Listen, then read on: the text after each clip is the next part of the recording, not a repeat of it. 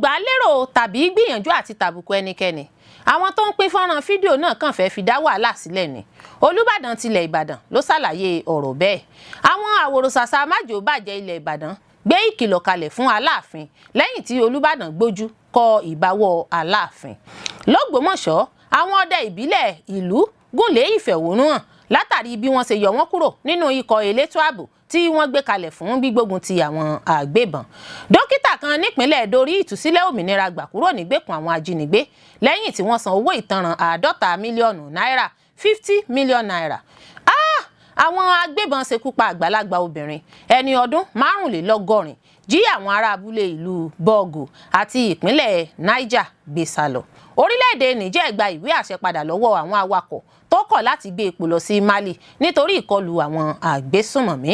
Olórí Olúwaṣìndárayọ̀ nínú ayé tèmi ni oníròyìn yín. Ẹ gbọ́ àtúpalẹ̀ àwọn ìròyìn náà lẹ́kùnrẹ́rẹ́.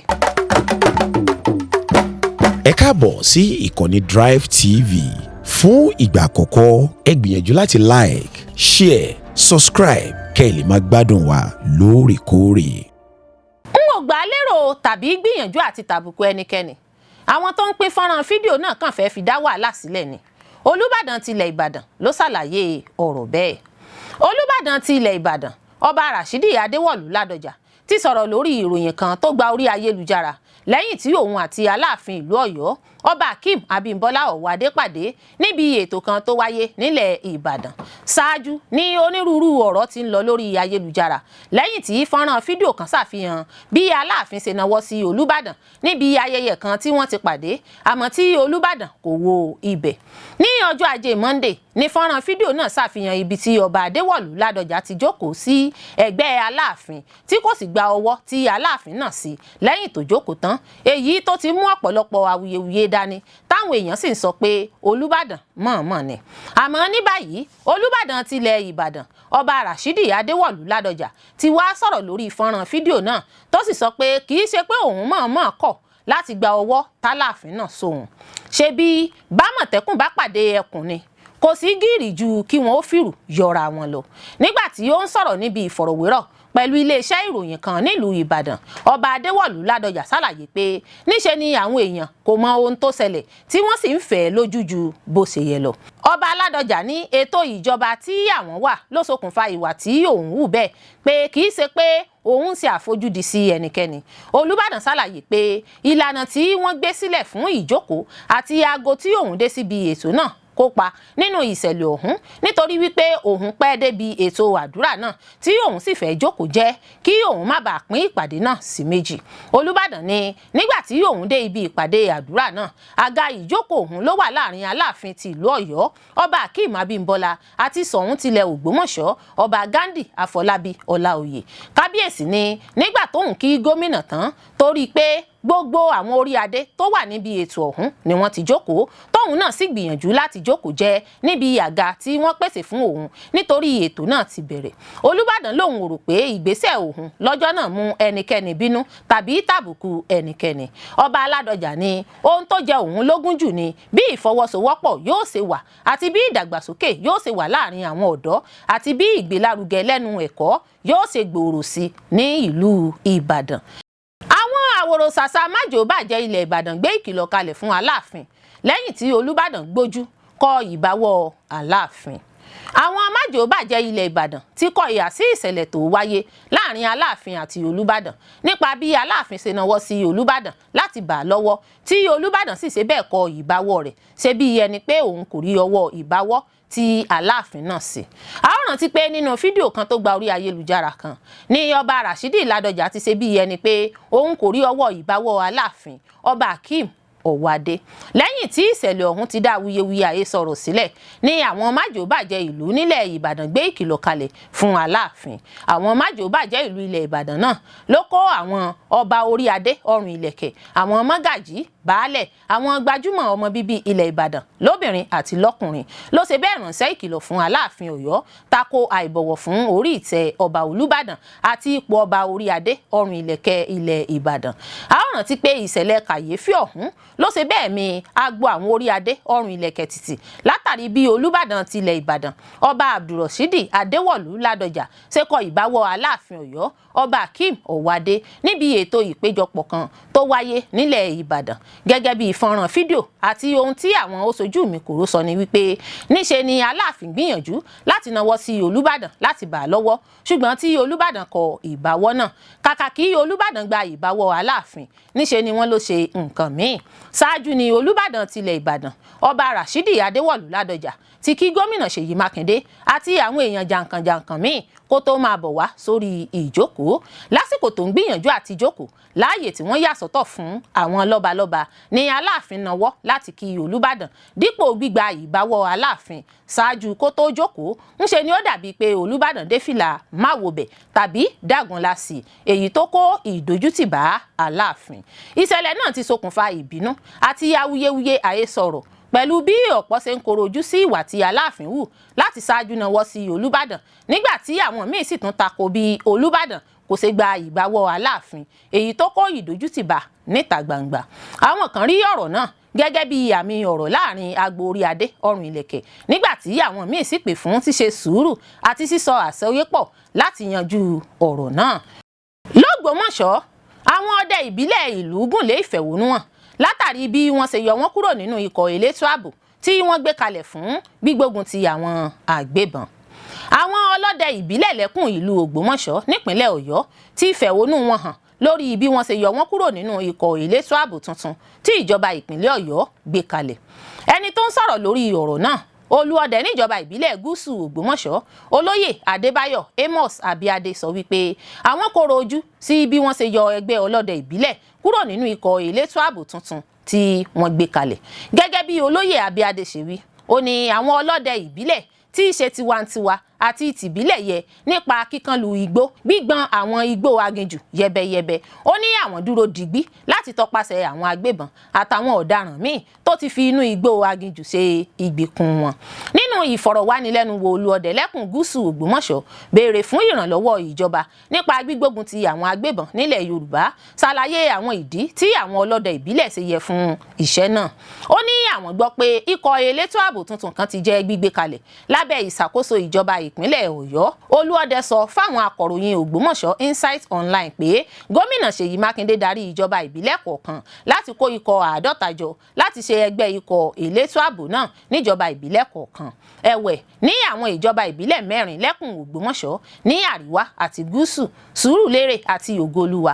Ó ní wọn kò bùn àwọn gbọ́ nípa ìgbésẹ̀ náà rárá bó ti wù kó mọ ṣáájú kíkó àwọn ikọ̀ elétò ààbò jọ èyí tó túmọ̀ sí pé wọn kò ka àwọn kún bó tilẹ̀ jẹ́ pé àwọn náà kájú ẹ̀ fún iṣẹ́ náà. Láwọn apá ẹkùn mìíràn pàápàá jùlọ Òkè Ògùn bàbá ìsàlẹ̀ fún àwọn ọlọ́dẹ ìbílẹ̀ nípìnlẹ̀ náà olóyè Ojoawo jẹ́ kíkàn sí tó sì ti fi àwọn orúkọ náà sọwọ́ tó fi mọ́ ìjọba ìbílẹ̀ Oríire. Láwọn apá ẹkùn míì bákan náà wọ́n fi àwọn ọlọ́dẹ ìbílẹ̀ sínú ẹgbẹ́ ikọ̀ elétò ààbò náà. Ọ̀rọ̀ yìí jẹ́ fífìdí múlẹ̀ lásìkò ìpàdé ìlú nípìnlẹ̀ náà lọ́jọ́ Ìṣẹ́gun Tuesday nílẹ̀ Ìbàdàn. Ìdí nìyí tí àwọn jẹ́ ọlọ́dẹ ìbílẹ̀ láti ìlú Ògbómọ̀ṣọ́ ṣe fi àìdùnnú àti ìfẹ̀hónú àwọn hàn.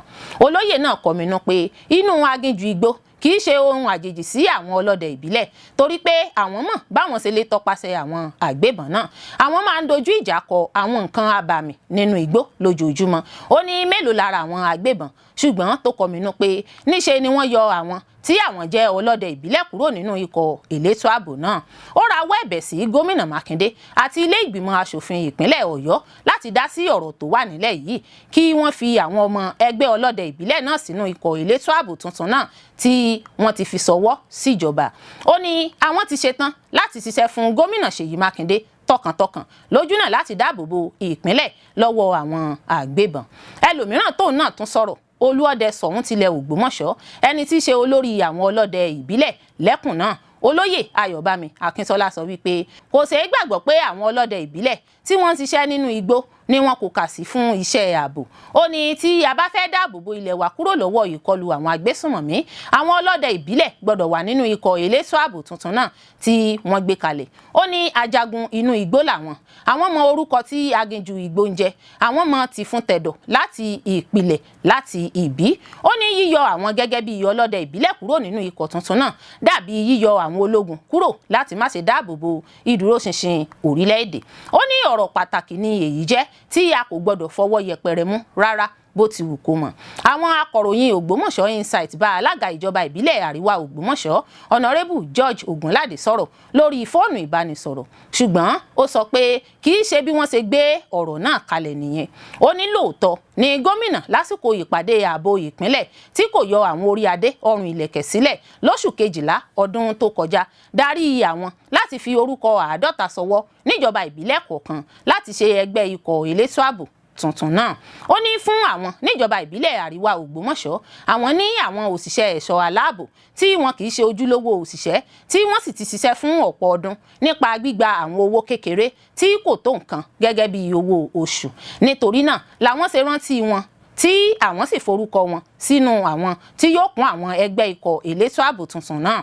Ó ní àwọn ọlọ́dẹ ìbílẹ̀ kan wà tí kábíyèsí Ṣọ̀ún tilẹ̀ Ògbómọ̀ṣọ́ gbà tí wọ́n sì ń sanwó oṣù fún wọn láti dáàbò bo ìlú. Nítorí náà àwọn ṣàgbéyẹ̀wò àwọn kan nínú wọn náà bákan náà. Ó ní ọ̀nà tí àwọn gbé gbà nìyí lẹ́kùn ìjọba ìbílẹ̀ àríwá Ògbómọ̀ṣọ́. Dókítà kan nípínlẹ̀ Edo rí ìtúsílẹ̀-òmìnira gbà kúrò nígbèkùn àwọn ajínigbé lẹ́yìn tí wọ́n san owó ìtanràn 50 mílíọ̀nù náírà 50 million naira. Dókítà oníṣègùn òyìnbó Ibrahim Taha ti rí ìtúsílẹ̀-òmìnira gbà kúrò lákàtà àwọn ajínigbé agbébọn lẹ́yìn tí mọ̀lẹ́bí rẹ̀ sanwó ìtanràn 50 mílíọ̀nù náírà 50 million naira fún àwọn ajínigbé agbébọn tó jí gbé.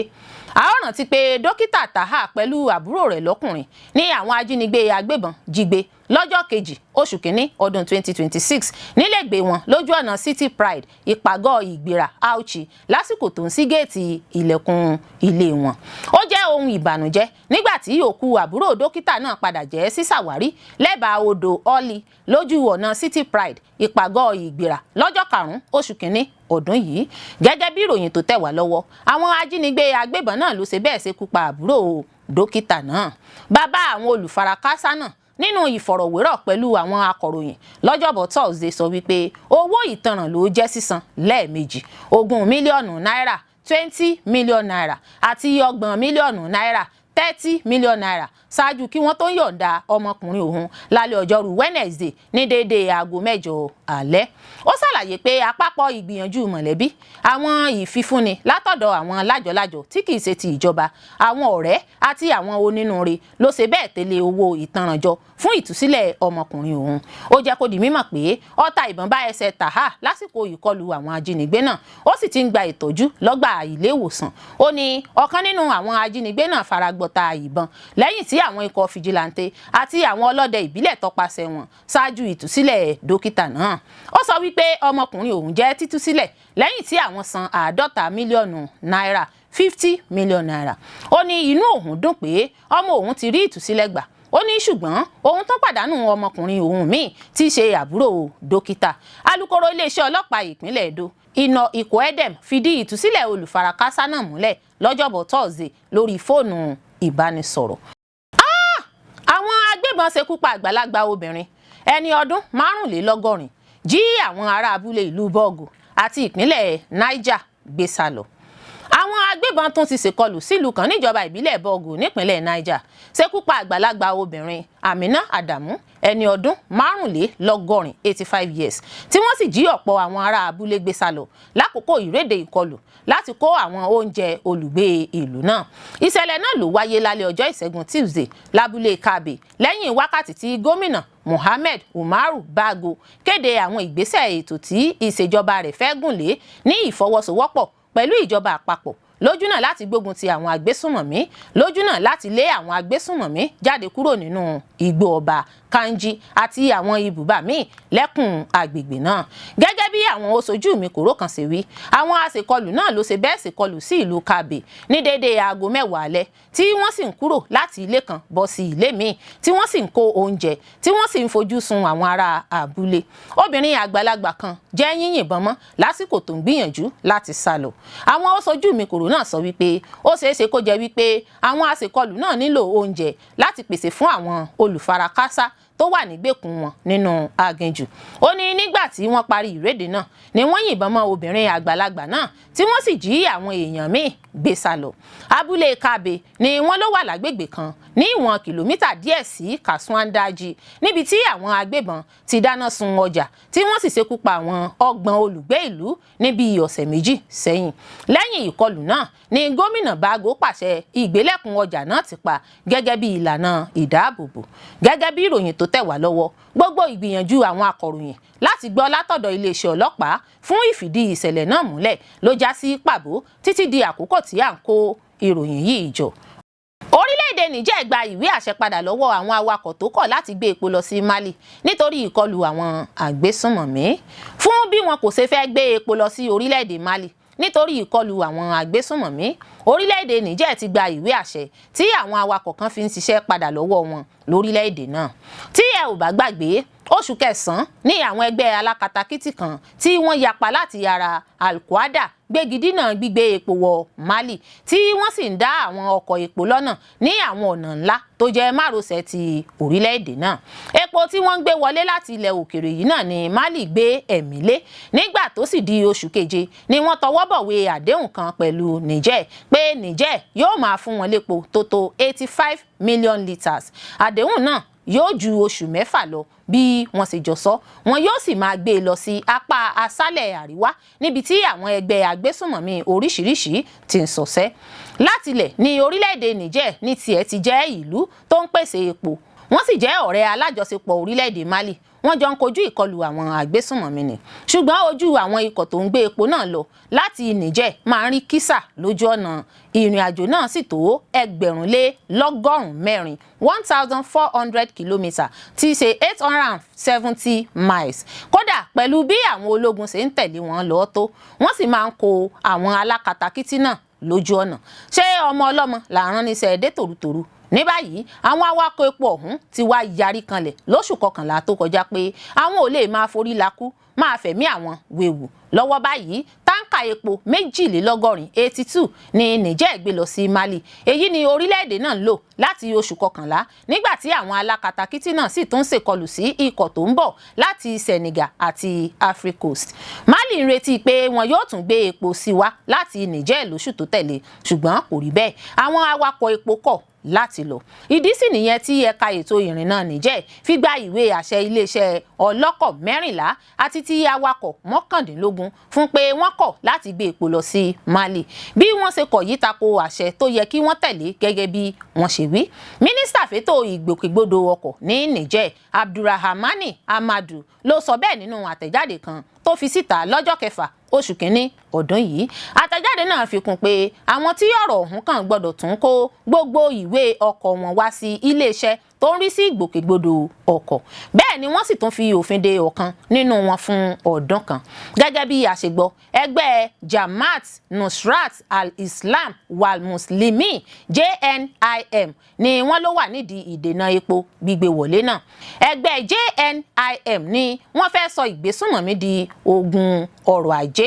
Àwọn JNIM yìí ti jí àwọn awakọ̀ epo gbé, wọ́n sì ti dìgbòlu táǹkà wọn náà dáadáa. Lọ́dún tó kọjá, wọ́n ti àwọn ilé ẹ̀kọ́ pa fún ìgbà díẹ̀ ní Mali nítorí àìsí epo tí ìlú náà yóò lò.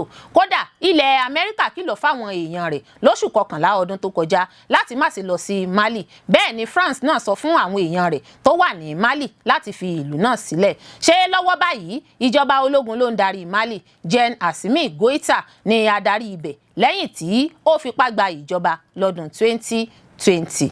Olórí Olúwaṣìndáráyọ̀ nínú ayé tèmi ni oníròyìn yín. Ẹ ṣé púpọ̀ fún gbígbọ́ àti wíwò tí ẹ ń wò wá. Ojú tí ẹ fi ń wò wá kò ní fọ́, etí tí ẹ sì fi ń gbọ́ wá kò ní di. Láṣẹ Elédùà yóò sì dára fún yín.